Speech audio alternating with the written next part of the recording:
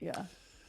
Cool. Well, what we want to talk about today is one of my favorite topics for the past like 7 years, because that's been the majority of my career. But how to get into DevRel and try not to use the abbreviation as much, developer relations, and that's really like kind of the customer facing engagement team or people at a company, especially like software companies of some sort or SaaS products, where you want to have a person that can go out there and interact with the community, see how they're using a product, show them how to use a product, all that sort of stuff. And so now you've been, I guess, yeah, if you want to give like an intro, just in case, like I assume most of the people we're chatting with, we know, but just in case, if you want to give a little intro to yourself, and then we'll dive into some of your career and your current job.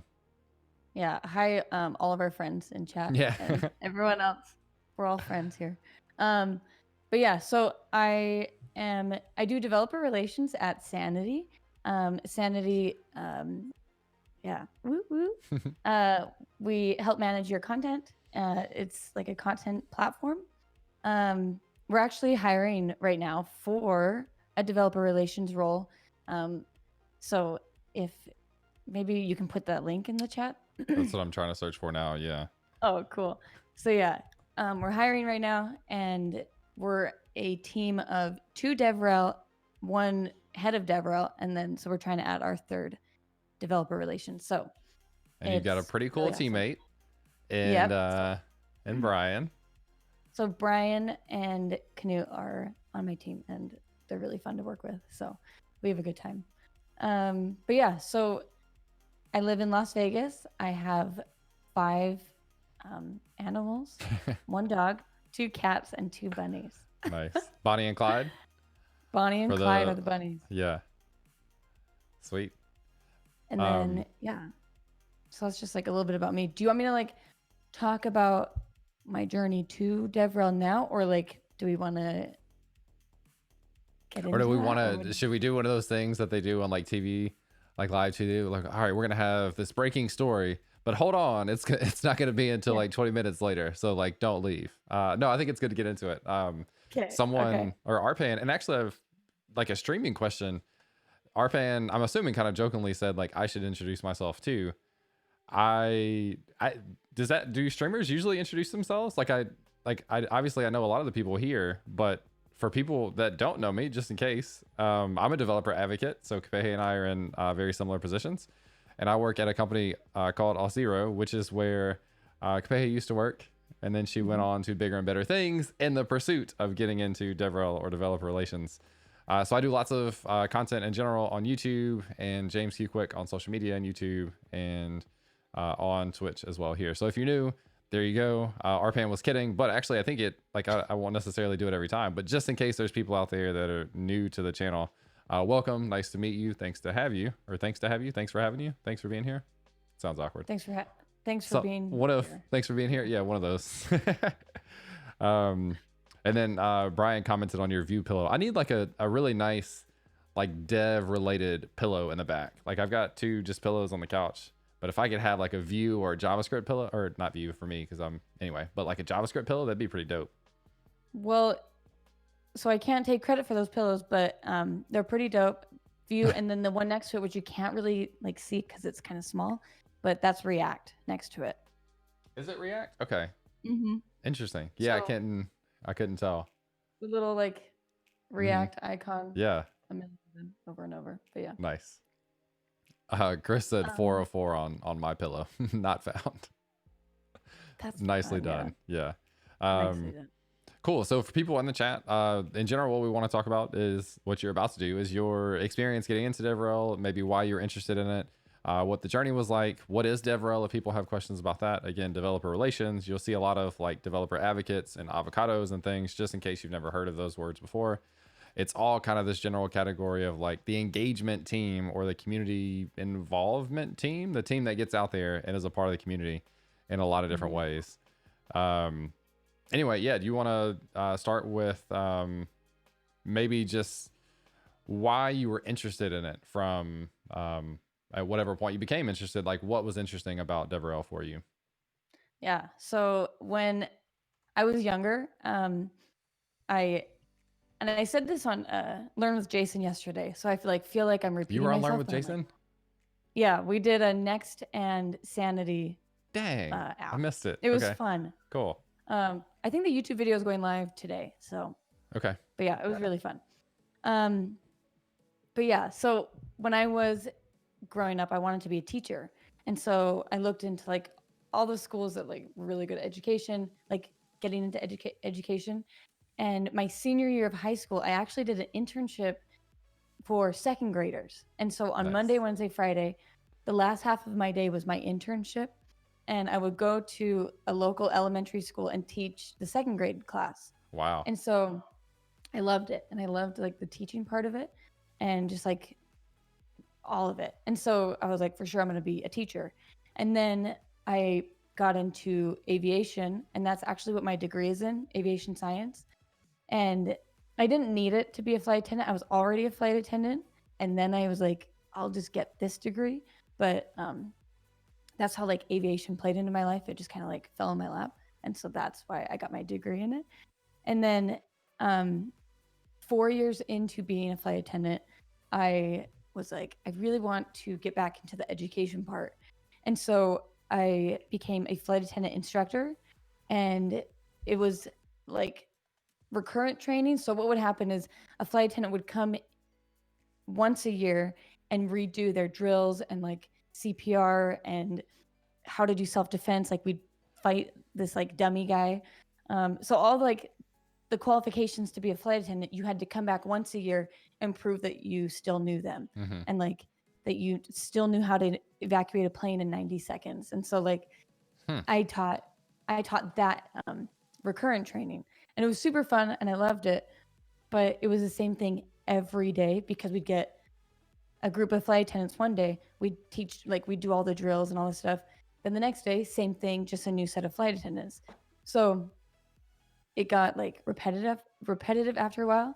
So that's when I looked into coding, and I went to a boot camp, and then I got a job out of my boot camp at a startup in Vegas And what doing was just like software development. okay? And what was the boot Yeah. camp you went to? Dev Mountain up in Right. Utah. Yeah. Okay. So I did that, and then yeah, it was just like an agency. So we would do any work for anyone, like. So I was learning a lot there, and I loved it, but I still felt like I was losing that education part because it was just like coding. And so then found out that Auth0 was hiring, and so I became an R&D content engineer, which is education in itself. Like it's just the writing side of it. And then it's something that I so little selfish shout out. I did my YouTube for Developers ebook that's out, and that's one of the things I talk about is like any piece of content makes you a teacher. Like you don't necessarily associate like a YouTuber or a blogger as a teacher in the strict sense, but like creating content that other people learn from that's exactly what you're doing, is you're teaching people how to do something. Yeah. So it was like super exciting because I'm like, my content's reaching thousands of people. So I'm now like in the education part of coding. So it was like super exciting to me. And then DevRel started getting like The last couple of years has been like more and more. Yeah. Yeah. And they're like, well, not only can you write, but like also videos or streaming or anything like any like sort of content. DevRel is like, let's do it. And so that's what I really like wanted to like get into. And yeah. And now you're here.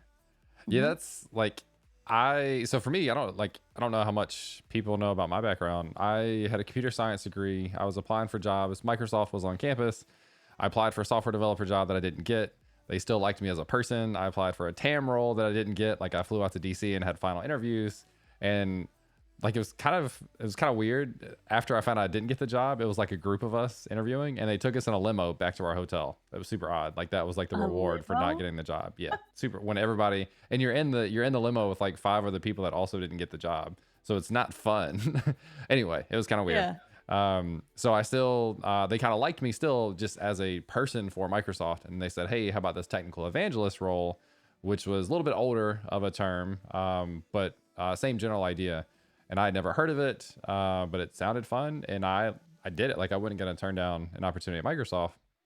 And I didn't realize until actually getting into it, how much like just being able to use my enjoyment of being around people and being social and working with people, how that just like meshed perfectly with the role, because I was out at an event. This was back when things were in person, going to like Yeah. meetup groups and speaking at conferences, and I did some video stuff back then.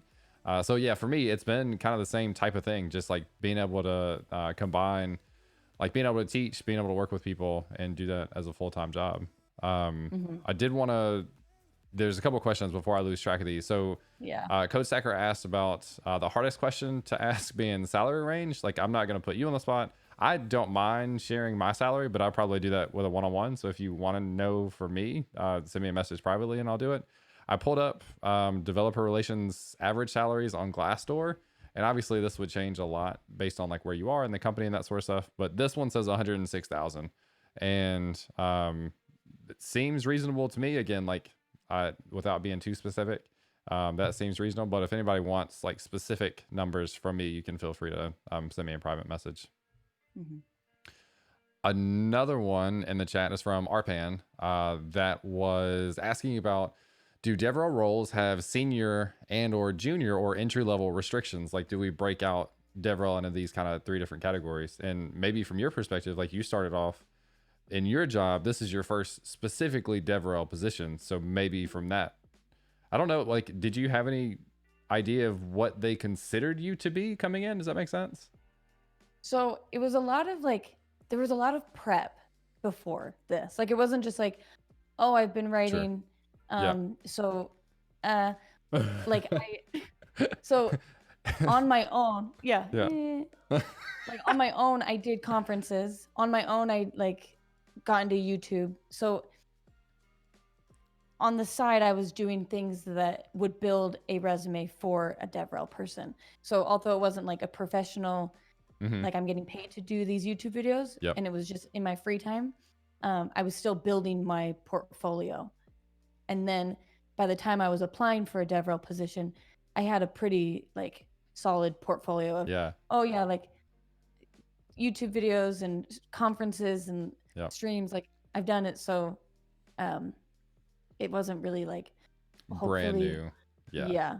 I remember when you did like your first video, and I was so excited because it seemed like stuff that you had wanted to do and been interested in. And then like you just like you made it happen, right? And that's one of the, I think the interesting things about this position, and lots of them, is like whatever things people are looking for in that job, go and do that thing on your own and learn it on your own and learn from other people that are doing it, and then talk about that.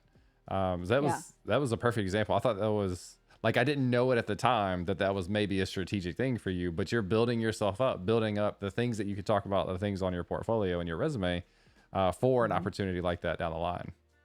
Yeah, like if I wanted to do more design in my spare time, I would have done like more design Figma, and I would have done like design stuff.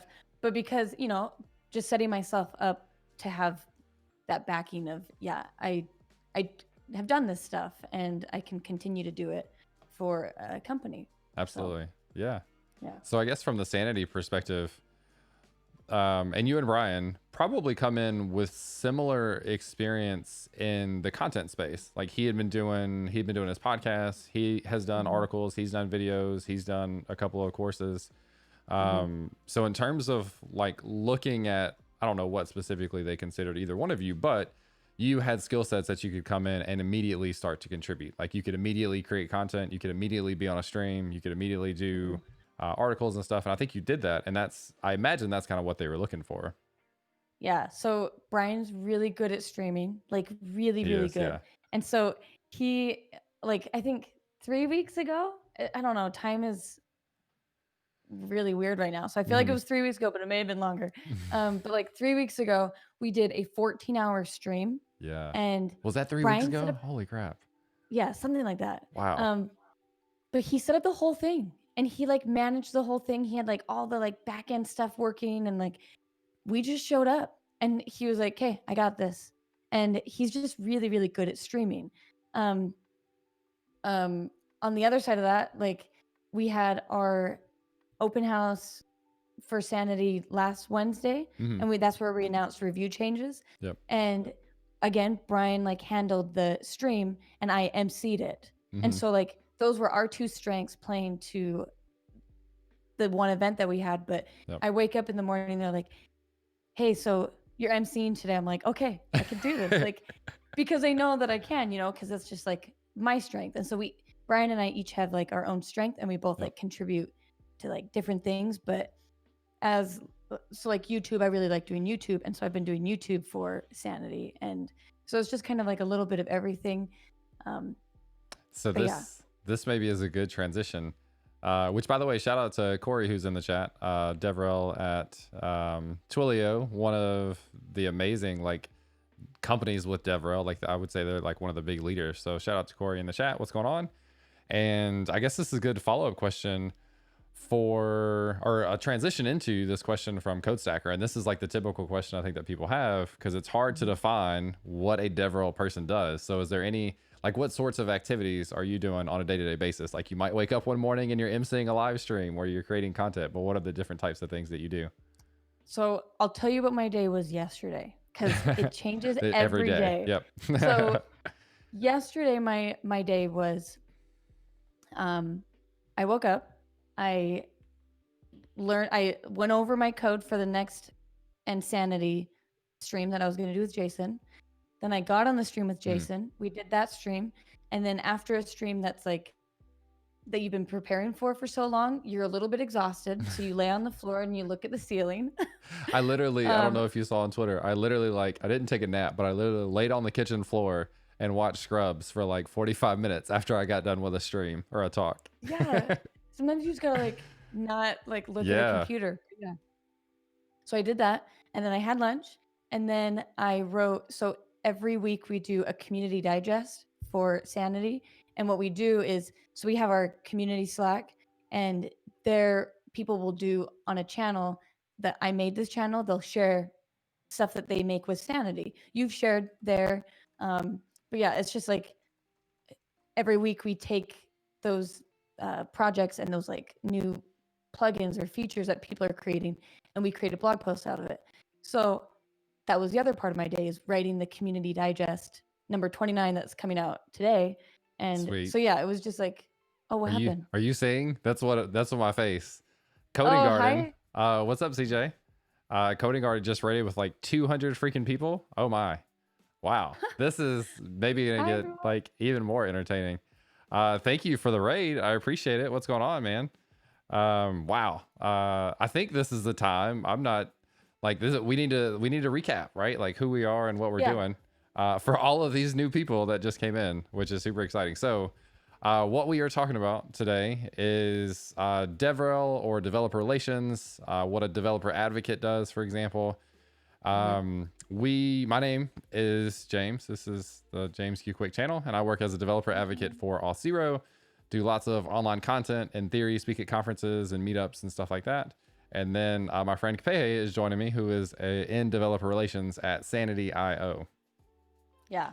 So we're talking about like getting into DevRel and what a developer relations person does. So that's kind of what I was talking about, is the day-to-day. And so my day-to-day yesterday is what I was going over. And there was a huge nap involved, or just like a lay down on the floor involved. Maybe not a nap, but yeah. So stream, after the lay down, done. Look at the wall, and then wrote a blog post. So nice. Yeah. That's like, I feel like that kind of sums up DevRel. Stream, lay down for a while, blog post, and then whatever happens the rest of the day. Yeah. And a lot of like communication, like all over. So like Slack, Twitter, whatever it is. But yeah. Yeah. It's one of the, go ahead. Sometimes like conferences, like conference talks happen. So like September, every Friday in September, I spoke at a conference. Wow. Yeah. Some are like pre-recorded, some are not. So the pre-recorded ones, you just kind of like hang out and watch yourself and cringe at yourself. And you're like, oh gosh. What was the one? There was one that like all of us from our Discord chat joined. Which conference was that? I can't remember. Was it Femtech? I don't think so. React Live? Maybe. I think it was React Live, because that was the first one that I did. Okay. Yeah. Cool. Yeah. So this is one of the weird things of like, you end up speaking at so many different events and stuff. It's like hard to keep up with which one, especially like you mentioned, kind of time with COVID just seems weird. Like it's hard to remember when things were. Yeah. No, it's so true. But Um, yeah. yeah, so you mentioned several things like you've done YouTube videos on your personal channel, on the Sanity channel. You've done Mhm, live streams with Brian and Canute. You've mhm, been on like the facilitating of the live streams, or like emceeing, just kind of like again being a face and a personality for people to see. Like that was one of the things that helped me fall in love with Sanity. Is I was posting about headless CMSs, and uh-huh. some people from Sanity responded. They messaged me in DMs, and then I streamed about like I decided to use Sanity, and then Canute joined my stream and was like, "Yeah, you should be doing this." And I was like, "How do you know all that?" And he works for Sanity, and then he joined me for streams after that. So like if you can earn that sort of trust with people, that goes a long way, because now anytime I see anything Sanity, I'm like, "Yeah, people, you got to check this out. Sanity is amazing." So it's really hard to like specifically say what we do, but it's a lot of those things. It's creating content, Mhm. articles, YouTube videos. It's being out and speaking at events. It's being engaged at events. It's taking feedback from the community on products and things as people are Yeah, using it, using whatever the product is. Can we take their feedback? Can we pass it on to a product team so we can continue to make this thing better? And yeah, then some of it's just having like random conversations about like use cases and stuff, for people that are maybe interested in using it, that are on Twitter or something. So, question from Coding Garden. I think this is a good one. A little bit you've touched on, mhm. but I think we should do it again. So, what was your Yeah, career path to DevRel, and were you a developer before? yeah. So, yes. So, okay. So my career path, I used to be a flight attendant. Um, that's like the beginning of my like early 20s. I did that for 6 years, and then I became a flight attendant instructor. I really wanted to get into coding, so then I went to a boot camp. I got a job out of the boot camp at a local startup in Vegas. I live in Las Vegas, Nevada, and I was a software developer there, and super fun, loved it. And then I got into the technical writing side of things, and I joined Auth0 as an R&D content engineer. That's just it's like a fancy way of saying technical writer. I did that for 2 years, and now I am at Sanity doing developer relations. So that's my journey, Sweet. James. Yeah, and I, oddly enough, I started off, and this gets into Coding Garden, your second question. My career started off accidentally, randomly, as a technical evangelist at Microsoft. And I mentioned this before. I'd applied for two roles and got turned down. They thought I would be a good fit for the company, but not for the roles that I applied for. And I think they kind of realized like I was pretty social and like enjoyed the interaction with people. And anyway, so I joined Microsoft as a technical evangelist. I did that for 3 years. My wife and I moved back to Memphis. I couldn't find a role that made sense with Microsoft here, and so transitioned as into a software developer, and then became an architect at FedEx, and did that for 3 years. And then I transitioned back into DevRel, at Auth0 back in January is when I started. So we got to work together for 5 or 6 months, Yeah. and I knew at the time like that's exactly what I wanted to do again. I had been doing my YouTube channel a lot. I had been writing articles actually with Scotch, and I think that's kind of Mhm, how we met originally, although we didn't know each mhm. other that well. Um, anyway, so yeah, that was kind of like my backstory to get into DevRel. And the question here of developer evangelist versus DevRel or developer advocate. I like in general, I would probably say developer evangelist is a little bit older of a title, although it's not necessarily true. I've never really distinguished between these two myself, but other people have, and they've explained it kind of like this. Developer evangelist, if you think about evangelist in like the religious sense, like you're going out to people who don't know about you yet, and you're trying to bring them in. So people who haven't used Auth0 or haven't used Sanity, you're trying to say, Mhm. hey, like you need this, you need to, or have you seen this? Would this help you? Yeah. You're trying to bring in those people, that have never been a part of it or never experienced it.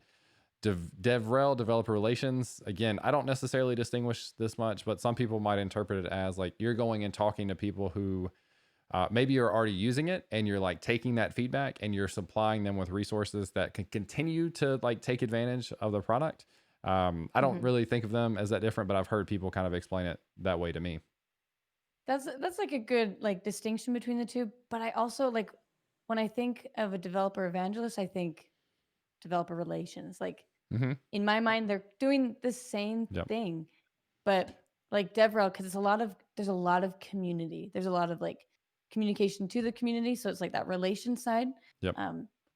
But yeah, Yeah. I like, in my mind, they're the same.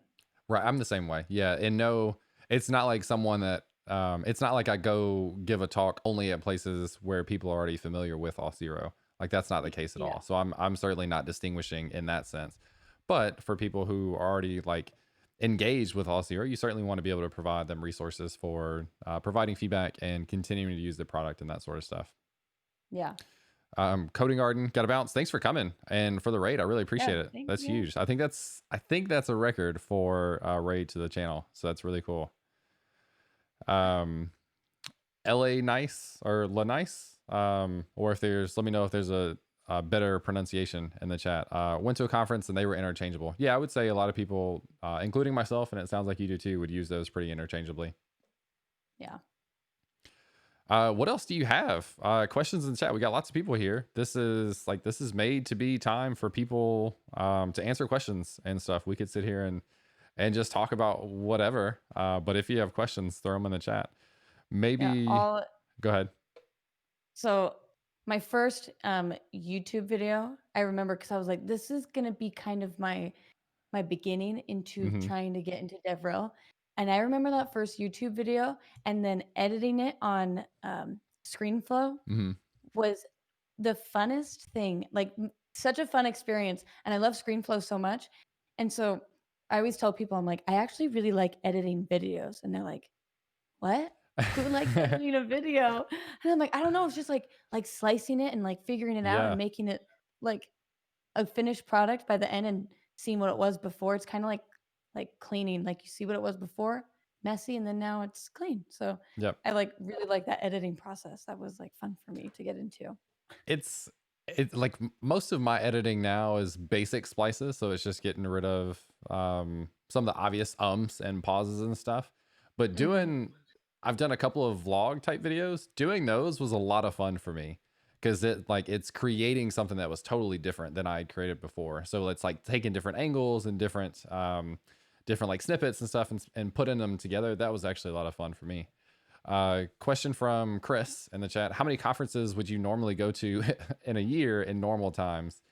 For me, if I was traveling, I would want to be about once a month, and that's just for like my work-life balance. Like I'm pretty outspoken about wanting, like, my wife and I do everything together. We spend a lot of time together, and I don't want to be gone for that long. So I like traveling once a month would be kind of my sweet spot to make sure I'm still being active, doing my job, but also not being away for too long at a time.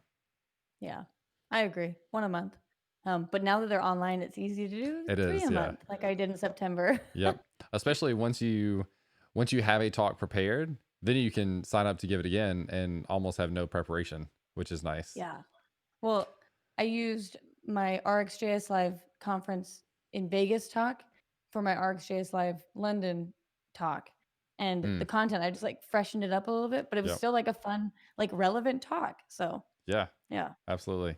Before I forget, and while we have this many people here, one of my teammates, Sam Julene, who you should follow on Twitter and check out his content in general. He literally wrote the book called Getting Started in Developer Relations. And I'm going to throw the link in the chat here. And he goes through kind of like all the things that we're talking about and some of his experiences, how to get into it, how to put yourself in a good position to be looked at. Some of the things that Kapehe did of like doing her own videos, writing articles, making sure that she had that stuff on her portfolio. Brian is backing me up that he's chatted with Sam on Twitter. Sam is amazing. And definitely check out his book. It's $10, so it's pretty cheap. And like, we'll give you whatever information we have here.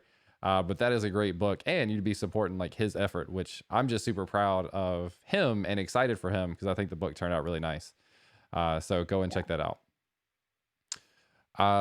Comment on the pup in the back. Yes, where is she? There she is. I've always got a dog on the couch. So you can usually find one back there. Sevi, will blend in a little bit more than Lily, but they're usually back there to some extent. Yeah, she Uh, moved, and I'm like, "Oh, what yeah, is that? there's an Yeah. architect." What in the world? Yeah. Um, all right. So the next one from Chad. Do you mind discussing DevRel salaries, especially in relation to software engineer? I don't actually know directly how these compare to software engineer. It obviously, like my salary now is more than significantly more than my salary at FedEx as an architect, but part of that is like the difference between working for like a kind of an older school IT company versus working for a modern tech company. I think if you get into DevRel at a modern tech company, I don't have numbers, but like you're gonna make pretty good money, I would say. And I'm pretty transparent. I just not with like this big a group of people. So if you have like specific questions for me, you can feel free to DM me later on and ask, and I'll be happy to tell you. Yeah. It also, like, sometimes depends on your location and, yeah, which company, but I don't know if I know the range. Yeah, I like my I don't know. My salary bumped when I moved from South Florida to New York City. Again, cost of living in New York City is so high. I was same Mhm. role with Microsoft, same level. My salary bumped 20,000, and that Uh-huh. probably doesn't quite cost or cover the cost of living adjustment. But just to kind of show Yeah. you, like obviously that sort of stuff makes a big difference. The thing I Yeah. found on Glassdoor average was 106. So for what that's worth, but that's just kind of public knowledge or like Yeah. publicly accessible knowledge. Um, question here from Hector. Your opinion on View 3 and your vision if it's going to have a big role in the industry in a couple of years. You probably know more about View than I do, or maybe I don't know actually. I don't Okay. really have an opinion Yeah. on, like, I don't know. So, yes, because I don't know, View's not going anywhere, hmm and I I would I would guess that like I would guess that Vue is going to continue to grow, and it's uh because Vue is one of those things that like lots of people have heard of and they hear good things, and it's one of those that like more people will try it, and the more people that try it, the more people will use it on bigger applications. And I would, this is personal opinion, I would expect that to continue to grow. But you also have to yeah. keep in mind like more and more people are going to be looking for opportunities to build front end applications, so that in no way means that like I think React is going to decrease. I think React is going to be super popular. Vue is going to gain more traction, like get more people actually using it. And Angular is still pretty popular too, especially in like bigger enterprise companies. Well, so my boot camp, we did React, and hmm then my job, the software develop the yeah, at the startup, the software developer job that I got there, they wanted me to build a app in Vue, Nice. and I was like, "But isn't React, like, the one true way?" Because it's at your boot camp, like, everything you learn there is, um, like, so dear to your heart, and then I got into Vue, and I'm like, "Oh, no, Vue's really good." Like, Vue's really good. I like how I don't know, it's just like an organizational and, like, how I'm looking at my code, I like that everything's kind of together in a better way. There you I don't go. know. We've got some mixed opinions on React and Vue in the chat. I know my friend Brian is really big into Vue. Arpan's really going back at him with React stuff. I like it's one of those things like people get opinionated, but they both do similar things, and it kind of depends on just what clicks with you and what works, and that's all that matters Yeah. at the end of the day is how productive you are. Yeah, But I think that's a go ahead. I definitely use React still. Yeah. Yeah, I'm almost exclusively React, and I have wanted to do a Mhm. little bit more with Vue, just because I feel like I need to spend time with it to know how much I like it or not. Yeah, like, I just did Here's Go a ahead, sorry. guide and, like, 4-part YouTube hmm series on React insanity. So, On the Sanity I'm YouTube channel, by definitely the still way. using React. That's right. Let me grab the Sanity channel and throw it in the chat. I'm gonna grab a couple links. I'm gonna grab a link to the Sanity channel and throw it in the chat, Okay. and I'm gonna grab a link to the Auth0 YouTube channel and throw it in the chat. In the meantime, a question from one guy, which I think is a great one. Do you have any tips for Mhm. avoiding burnout when working from home? I find my days are tending to be a little longer than they were before when working from the office. We talked about like just laying down sometimes is nice to take a break, but any other things that you do to kind of make sure that you're staying mentally healthy working from home? Yeah, so I start my morning off every day no matter what okay, not no matter what. I'll take that back. I try and start my morning off with working out. I have like an in-home gym, so like a lot of like weights and stuff, and that like kind of gets me out of that groggy morning feeling. Mm-hmm. And then I try and do another sort of exercise early afternoon to get rid of that afternoon groggy feeling. You're working So out twice a day? yeah, Dang, I'm gonna have to start working out more. I just really, I don't know, the quarantine thing, all this like Well, you got a staying lot at of home. time. Yeah. Yeah, I got a lot of time. But yeah, it's a lot of like moving and working out that makes it so I don't feel like I'm sitting all day and looking at a computer all day. Yep. I know some people, yeah, like to get out and like take a walk, or just like laying down and not being in like that sitting position is super important. So it's a lot of like, and I have my laptop, and so I'll take my laptop and move to zones in the house. Mm-hmm. So like sometimes I'll go outside, and James, I know you sometimes do that because you'll like tweet about it, but Yep. it's like being able to move and get like a different scenery It's a for a totally moment. different world. Yeah. Yeah.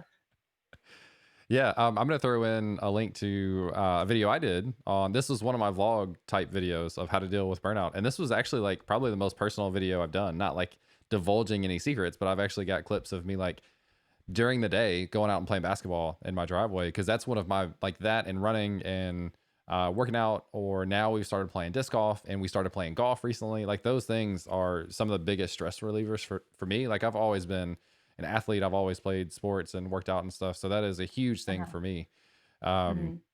I take a lot of naps during the day. Like usually they're little power naps, but I've always been Uh-huh. super adamant about this. And this is one of the things that killed me at like actually being in the office at my previous job, is like sometimes you're just dead freaking tired, and a Yeah. 15, 20, 30-minute power nap would literally, you can come back a totally different person.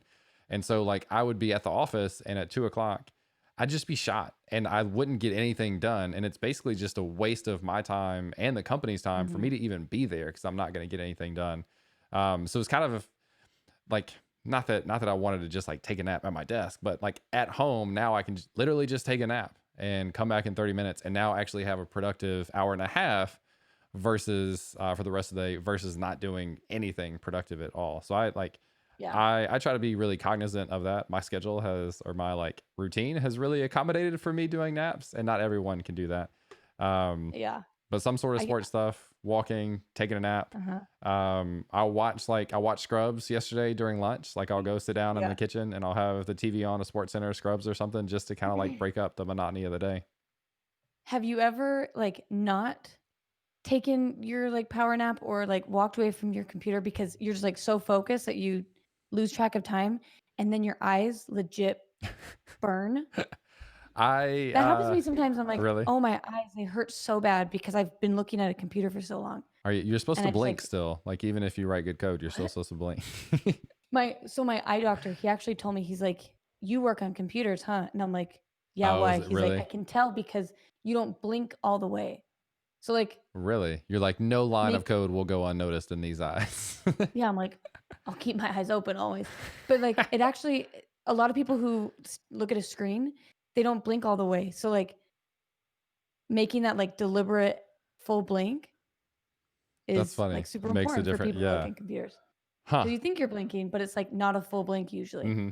Interesting. Yeah. Um, okay, I broke the Aussier link. Sorry about that. Let me grab that for the chat.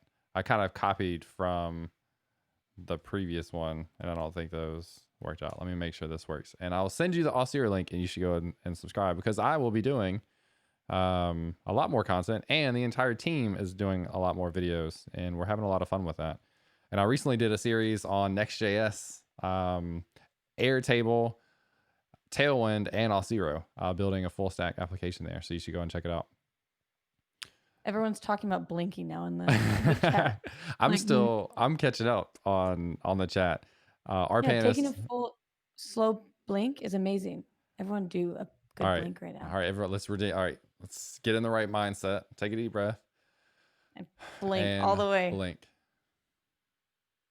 Oh, Right? game Feels changer. better. Yes, Game changer. absolute game changer. Lacerated Digit says golf is never a stress reliever. it's a stress inducer. Yeah, it can be stressful. We're at the point now where we're super early. Like I've played less than 10 times total ever, and 3 Mm. of those times have been in the last month. Um, so anyway, like I don't really have any pressure on myself because I'm just learning. But it's just nice for my wife and I to get out and do something where we're like we have a cart most of the time, but like you're walking and you're being active, right? And you're out. And right now the weather in Memphis is beautiful, so it's hard to argue with Yeah. that. Yeah, golf is fun. Um, In DevRel, do you guys always work remote, or is it just part of the everyone is working from home because of the pandemic? Depends. Yeah, that depends. We are both fully remote regardless of Mm-hmm. COVID. My role at Microsoft was what was the word? It wasn't remote, it was distributed, I guess. So anyway, our smaller teams were targeted at specific metros or specific cities. So like I was the only person in South Florida. We had someone in Tampa, Atlanta, DC, New York City, Boston, and we had several people in New York City just because of that being such a big metro with so much going on. So we I worked from home, except I was just out in the community so much that I was more likely to be out in the community or out doing something than I was to be at home. But other than that, I was working from home. Yeah. I would say the majority of stuff is at the very least remote-ish. Like you might have an area that you spend more time in, but I would say for the most part, DevRel is a fairly remote position overall. It might be zone specific. Like Hmm. you have to be in the Americas or you have to be Yeah. in Asia. So like zone specific, but still like remote. That's also pretty popular. Yeah. And we would do like when I worked in New York, like we would go to different areas like within an hour or two of the city. Like we went to some hackathons at Princeton, for example. That was a couple hours away. So we would do kind of like the general Yeah. area. And that's like had we been traveling with Sam, Julene being on the West Coast, with Tyler being on the West Coast, like it's more likely that I would have done, if we strategically broke it out, like I would have done stuff kind of on the East Coast just for traveling perspective, like how long do you want to sit on a plane type thing. Yeah. But yeah, overall pretty remote, I'd say. Yeah. I'm catching up on the blinking comments now. That's cracking me up. That's Ah, nice. ah. The real Pygon said their boss, president, fully advocates for power naps in or out of the office. People even have little camping bed roll pads. Yeah, I like it makes such a difference. And it's just a waste to sit there knowing you feel like shit and you're tired and you're just kind of like sitting there out of a default so that you can go home in a couple hours versus actually being productive. Mm-hmm.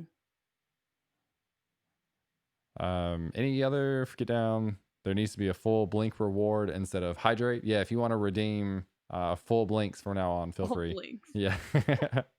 I've started a thing. This is the new craze. Yeah, this is the Yeah, full full blinks. tag us on Twitter with the hashtag full blink. Full blink. Everyone's like, what does this full blink thing mean?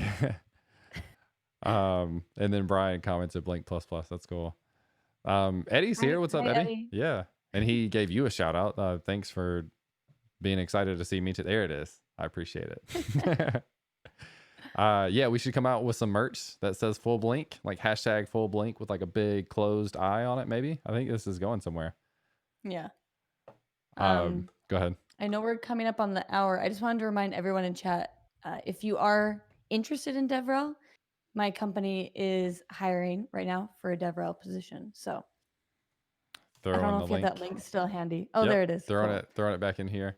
I'm But also yeah. gonna throw back in the ebook for Sam Julene, the Getting Started in Developer Relations full book. Goes through a lot of the stuff that we're talking about and more. And then you get to support a pretty cool guy in Sam Julene. So go and check that out if you're interested. So read Sam's book and then go apply. And then apply. Yeah. Do you have a hard cutoff at an hour, or are you okay to go a few minutes over? Oh no, yeah. I can keep going. We can go. I'm good. We can go all day. This is DevRel, right? Yeah, this is DevRel right here. Right here. Eddie says, let's keep going. Well, what questions do you have? Throw those in the chat. And DHI is asking who is she? Is that I'm are you assuming asking me.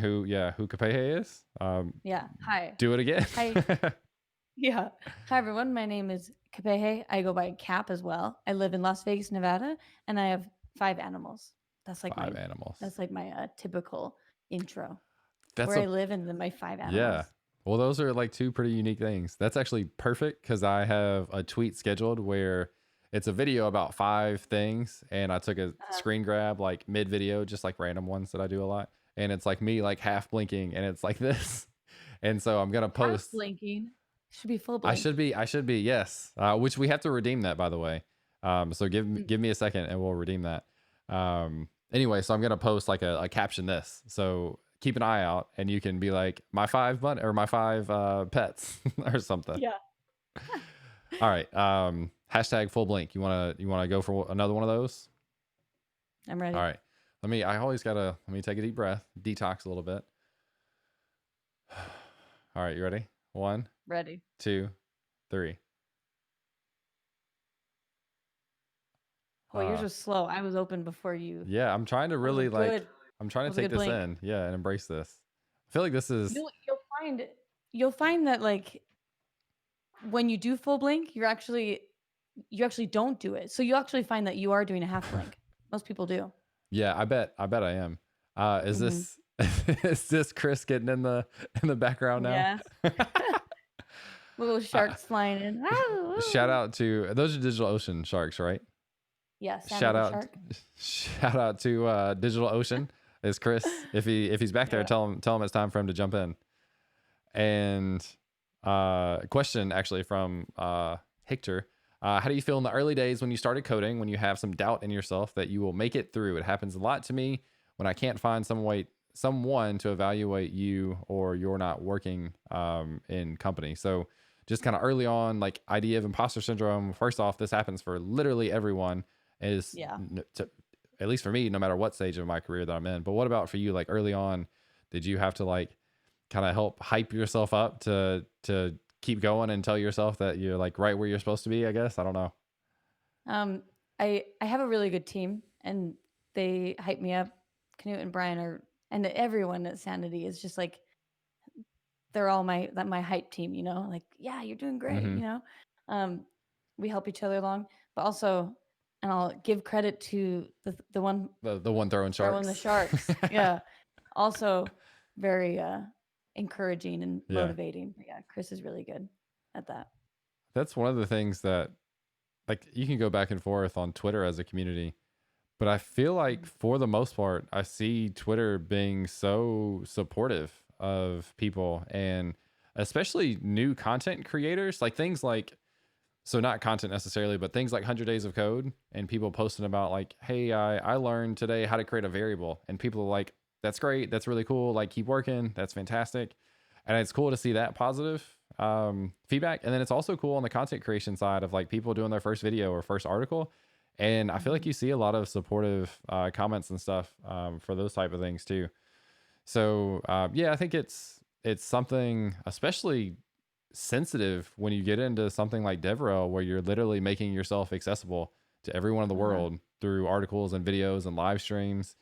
And I think the more you do it, the more you get used to. Hopefully, you have some people, like you said, in your corner that are like helping you, like saying, "Hey, you're doing a good job." And if there's something to improve on, like that's good too. Having that feedback from people that you trust is only going Oh to help yeah. make you better. I remember when my first technical article went out, it was on Hmm. scotch.io. And I was like, thousands of people are going to read this.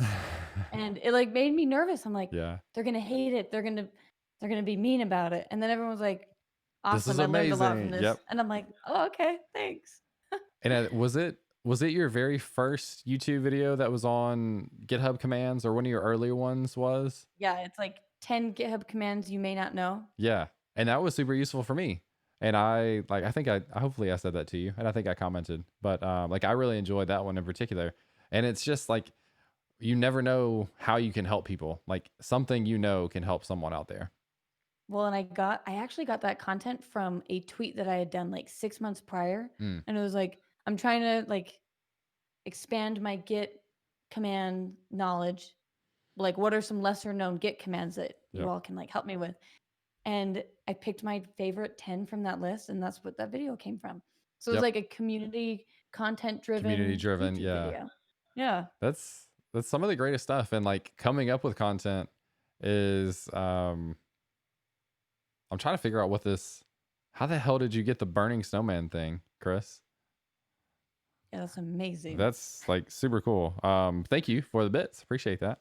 Um, that's a cheer. Okay. Is that like a built-in one into Twitch? Or is that a custom one that you did? It looks sick either way. But going back to the idea of like you source that information off Twitter, that's like kind of the epitome of content. Like none of it has to be super unique, but in this case, you like put this thing together based on, it's a lot easier to read an article or watch your video because you put it together than it is to like parse through everybody's comments in this tweet, right? So that's like a unique thing that you can put together based on feedback from the community, which is pretty cool. Yeah, for sure. And it's just cool, like, I don't know, finding, so like the Slack community that we have at Sanity, the slack.sanity.io. I always want to say sanity.slack. So I have to like think about it. Yeah. Slack.sanity.io. That's where our community lives. And it's cool because like in the help channel, somebody will write, oh, I'm having problems with this. And the amount of community help that just like jumps on it. And they're like, oh yeah, I had this before and this was my solution. Or, oh, you need to tweak this, or, and it's just like a community of developers that even though we can't be together at like conferences or like in the office, or we're still like making it work online. And that's just like so fun to watch that we all still stay connected somewhat with all Absolutely. this I feel remoteness like, going on. yeah, I feel like I've made so many friends virtually since COVID. Like, and we would have had a reason to talk more, but didn't really know each other almost at all before I joined Auth0. And then we talked more, but we've obviously gotten closer. Like, I've gotten closer with Chris. I've gotten closer with a lot of people that are in this chat from different Discords and being on Twitter. And some people have come and joined me on stream. Like, I can't tell you, probably 90% of the people that I've had on this stream are people that I had never met before. Like we'd had a conversation in Twitter. So it's actually been as distancing as this can be, or as lonely as it can feel. I've also made like lots of pretty good friends just by saying like, hey, come join me on stream and come hang out and we'll talk about some topic. That's been really cool for me. It's so true. Like you and I have never met. We almost met. Right. We were going to do which is going to be booth. the coolest thing ever. And then it didn't happen. Yeah, we were going to do a booth together at Reactathon, right? Reactathon. Yeah, back in, it was April, maybe March, something. April? Yeah, something. I don't know. Whenever, yeah. So the whole thing got canceled, and so we were like, we still don't get to meet each other, and we still haven't. Yep. Yeah, there's lots of people, and I've said this in a lot of streams. Like the first big conference where a lot of the people that I know and know each other are going to be at, I feel like it's going to be wild. Yeah, we're gonna be like, oh my gosh, I'm finally meeting all of my friends in real life. Yep. But we're gonna know each other so well because, I mean, digitally we all are keeping in touch. Yeah, it's cool. It's pretty unique, I think. Arpan is saying he would love to meet everyone. Eddie is saying he misses seeing people at events. I wholeheartedly agree with that. Like that's just going to be a game changer once we get to do it again. Hector, I think, is having to leave. Thanks for the stream. Thanks for hanging out and the questions. I appreciate it. And then a question from the last legend. Any advice for someone just finishing university?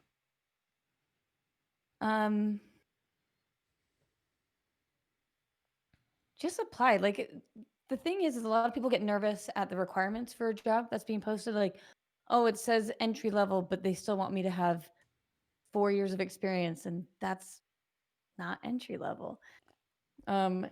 So definitely, like, if you have a portfolio, I'm advocating for portfolios really heavy right now because I just think they're so great because that's where you can have all your content live in like one spot. And depending on what you want to do, like say you want to do YouTube videos, or say you want to do more like blog posts, or you want to do more like projects. And so you do a lot of like Vue projects or your React projects, and you you let it live all in one spot so that when people are trying to find out what you've done, your resume is not like 4 pages long, because that's, you can't really do that. It has to, Yep. I don't know, I feel like there's a limit to like 1 page, and you, after you're at 1 page, it's like, okay, you should be done. Um, Yeah. but Resumes like, are such a weird thing in that sense. I know, but like a portfolio, all of your content can live there and all of your projects can live there. And then make sure you like link to GitHub, but Yep. build that base so that when they do come to your portfolio, they have all the content and all the info and all the knowledge that you have. They can see it. And Absolutely. yeah. Yeah. Based on that, for several different reasons, I'm going to plug my YouTube for Developers book, ebook, which is in the chat. So if you go up a little bit in the chat, you'll see the link. And one of the big things I talk about is like the benefits of doing YouTube videos. And one is you learn a ton, like you learn a ton about the technology, because once I say this all the time, like once you start to explain something, you realize really quickly whether or not you actually knew it. So like I've started a YouTube video and I've scrapped it and been like, I don't know this quite well enough. I need to go do some more research. So you learn about that. You learn about other things like marketing and editing and posting on social media and that sort of stuff, which is really good. But I think my general advice is like start crafting your brand, whatever that is, as early as possible. And that could mean you start a blog, which I would highly encourage people to do. It could mean you start a YouTube channel and start doing videos, which I would highly encourage people to do. It could mean, like you said, you have projects and you have your portfolio, whatever that is, like take control of how hiring managers are going to see you, and they're only going to learn so much from your resume. But for example, on like my personal site, if you go to my site, you see like YouTube videos, talks that I've given, courses that I have. Like that's a pretty, like if you want to know if I can do dev relay type stuff, go there and you'll see everything that you would want to know. Yeah. And like videos especially, there's a lot of skills that comes with being a good developer that is not just about writing code. Communicating, Mm-hmm. speaking, teaching, listening to feedback and that sort of stuff are crucial things that not a lot of people necessarily have those skills. And so if I like, words on a resume are just words. Like if you say, oh, I'm a good speaker and whatever, Yeah. like it's literally just words. If you show somebody a YouTube video, they can go and they can see whether or not you're actually that thing. So Yeah. you can control how people perceive you, how hiring managers perceive you. And I would say start doing that stuff as early as possible. Um, Chris Ellis said digital garden. Yep. He may have seen my talk. I was gonna, yeah, I Like, was gonna say that sounds familiar. but yeah, just like being able to grow your content in one spot, and yeah, having your digital garden of content. Digital garden. That's right. Some people actually, do you call it your digital garden like on your personal site? I can't, like some Uh, people actually have their blog listed as like digital garden, like the link, I think. I love that. I don't on Yeah. mine. I just have lots of pictures of plants on it, so it It looks like a garden. looks like a real garden. That's cool. Yeah. Um, Somebody said, "How do you guys come up with content to make a video?" like Do you want to go? yeah, you had a great example earlier of take a tweet and make that a video, right? Like Yeah. that was such a great example of like, hey, what's your perspective on commands that people don't really know and get. That's a Yeah. great video. Like now you're packaging that knowledge from individuals into something that lots of people can benefit from. And literally Yeah. like you can be very strategic. Like if you're trying to grow a channel and you're trying to optimize for SEO and views and that sort of stuff, you can be pretty intentional about the content that you do. But especially when you're getting started, pick a topic and just do stuff on that topic. Like whatever you know about JavaScript, do that. Even if you're starting off with like, here's how to create an array in JavaScript, do that. Like Mhm. whatever you know, someone else doesn't know. So it could be useful for people. And like you Yeah. strategically, I think, get better at like specifically what do I want to do for different reasons. Like, are you trying to drive people to like a course that you made, or it's like a free cheat sheet that you created, or are you trying to Mhm. like jump on the train with like the new hot framework, whatever it is, or like do an announcement video on Vue 3, right? Like those are timely things. But Uh-huh. honestly, just stuff that you enjoy, stuff that especially early on you already know, so you're not having to do a lot of work, and stuff that you're excited about, because otherwise it's not going to be fun to create content if it's not stuff that you like enjoy working with. Yeah, like I really like outer space. I like stars and I like planets and stuff. Uh, so I did a YouTube video on the NASA API Mm, and Tailwind and React. And now, sweet. I mean, people love that video. But because I was passionate about it, I was like, look at those pictures of stars. And I like got super excited about it because it's just like the Look picture at of the the day that stars. NASA provides. But Yeah. yeah, I was just like super stoked on it. Yeah. Well, like if people have seen my videos, I've got several with Pokemon. I've got several with Harry Potter API. Like Mhm. it's more fun when you have some sort of way to kind of make it your own. Yeah, for sure. What else do we have? By the way, Mansav, you Mm. mentioned I think being in South Florida. What part of South Florida are you in? I lived in Fort Lauderdale area for a while. Somebody asked for my YouTube channel. I'm gonna grab that. Yeah, throw it in there. I do have a YouTube channel. Miami, nice, very cool. Yeah, I was in um, just west of Fort Lauderdale. I think it used to be part of Fort Lauderdale, but Davie is where I lived, and then I would work in do events and stuff, and like from like Boca down to down to Miami. So kind of going around different meetups and conferences and stuff. It's pretty fun. So you got your YouTube channel in there, and question from Eddie: when is your next video coming out? Oh, okay. So the video I'm working on right now is for Traversy. So that should be out. I don't know when, but it is Sanity and React. And it's like building Sweet, a portfolio. nice. I'm really like advocating this portfolio thing because I just really want everyone to have one Yep. because we all have like our content living all over the web. And the moment you create one, you own that content. Like, yeah, I don't own the Auth0 blog, but if I can like link Yeah, all my Auth0 blog articles out to that, it all lives in one spot. And then you can go to the Auth0 blog and like read it there. But I'm able to like bring all my content in one spot so people aren't like having to go around and search for it. So absolutely. that's the one I'm working on right now.